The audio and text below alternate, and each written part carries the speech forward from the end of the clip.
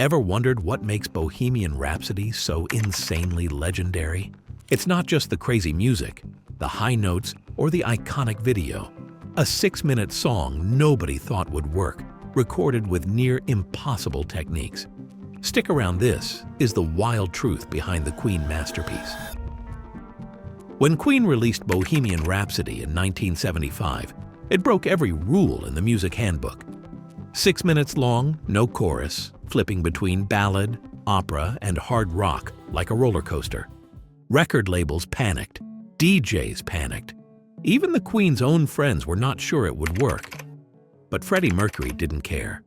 He was not writing a chart-friendly pop song. He was writing a story, a musical experiment, and maybe even a confession. What made it stranger? Nobody knew exactly what it meant. Even Mercury himself gave vague and cryptic answers. He called it random, rhyming nonsense. But when he performed it, the intensity and emotion spoke louder than words. Somehow, chaos transformed into perfection, and listeners could not stop hitting repeat. And if you think that's wild, wait until you hear how they actually recorded it.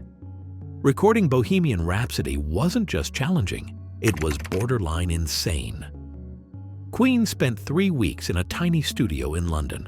They recorded nearly 200 separate vocal overdubs. 8 generations of 24-track tape were used just to layer Freddie's voice into an operatic choir. Brian May, the guitarist, later admitted that sometimes they didn't even know what they were recording, but it somehow worked. Producer Roy Thomas Baker called it madness.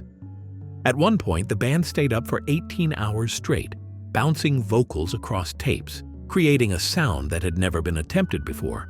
The operatic section alone took days to perfect, and yet the final product sounds effortless, like Mercury was just casually belting it out in one take. But Mercury was not done. He had bigger plans than just recording. Freddie Mercury is actually a master of mystery. He never fully explained the lyrics of Bohemian Rhapsody, but the speculation has been endless. Some say it's about a man confessing murder.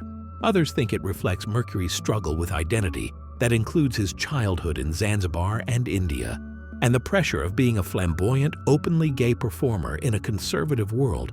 Mercury's personal life was layered and dramatic, just like the song. The ballad, the operatic chaos, and the hard rock finale mirror emotional highs and lows like heartbreak, guilt, rebellion, and liberation all in one.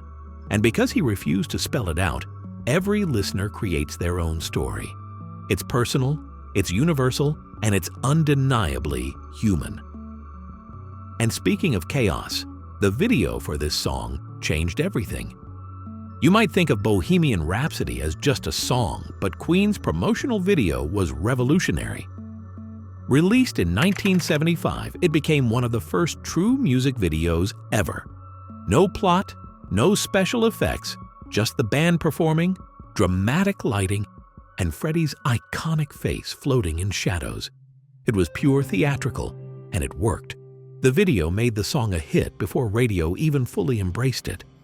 Suddenly, music videos weren't just marketing, they were storytelling. They could create legends, and Freddie Mercury became the blueprint. Without this video, Bohemian Rhapsody might have been just another ambitious song. With it, it became immortal. But let's not forget the controversy. Let's talk about the words. Mama just killed a man? Who is this man? Why is he confessing? And what's with all the opera references like Galileo, Figaro, and Magnifico?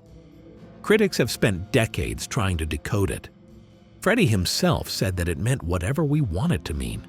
That openness is part of why it's still so fascinating.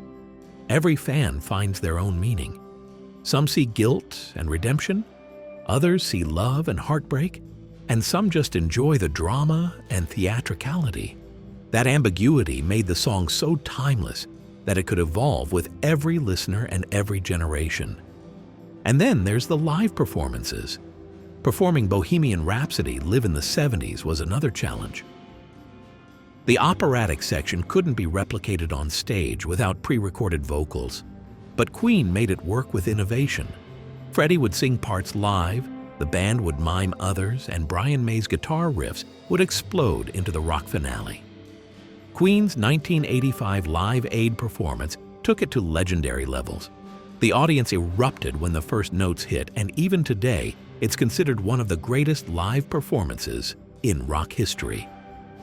Freddie Mercury's stage presence turned a complex studio experiment into a communal experience that felt intimate, thrilling, and untouchable. And what? The song's influence didn't stop with Queen's own performances. Bohemian Rhapsody has appeared in movies, commercials, memes, and even TikTok videos. From Wayne's World in the 90s to viral covers today, it continues to dominate culture. Its ability to adapt to every generation is part of its genius. Even new artists pay homage. In 2025, Benson Boone performed the song at Coachella alongside Brian May. The crowd went insane, proving that the magic of Freddie Mercury and Queen isn't stuck in the 70s, but it's eternal. Every cover, every nod, and every meme reinforces that the song's story is as alive and unpredictable as the man who wrote it. Not everyone loved Bohemian Rhapsody. Critics called it overambitious, pretentious, and even ridiculous. Radio stations cut it short, fearing it was too long. And some fans of traditional rock thought Queen had gone too far into theatrics. Yet that risk is exactly what made the song revolutionary. Queen challenged listeners to embrace complexity, ambiguity, and absurdity. And the reward?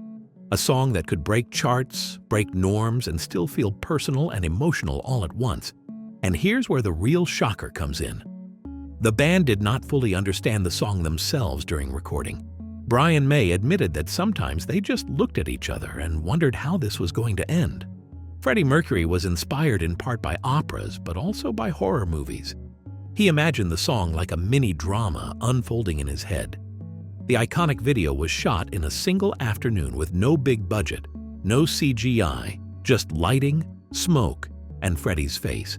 Despite all the layers and studio mysteries, the song hit #1 in the UK, and even decades later, it's still the best-selling single ever. These facts show that Bohemian Rhapsody isn't just a song, but it's a testament to creativity, risk, and audacity.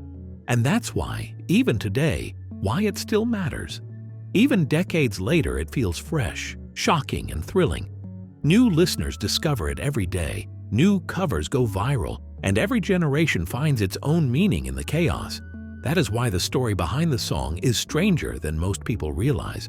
It's not just about notes and lyrics, but it's about human life, a creative revolution, and the courage to defy norms. So the next time you hear Bohemian Rhapsody, remember this: behind the 6-minute roller coaster is a story of obsession, mystery, risk, and genius. Freddie Mercury didn't just write a song, but he created a legend. What do you think about this? What's your interpretation of Bohemian Rhapsody? Is it guilt, identity, drama, or just pure rock chaos? We want to hear your thoughts in the comments section. Also, don't forget to smash the like button and subscribe to our channel for unlocking more mysteries. Thanks for watching.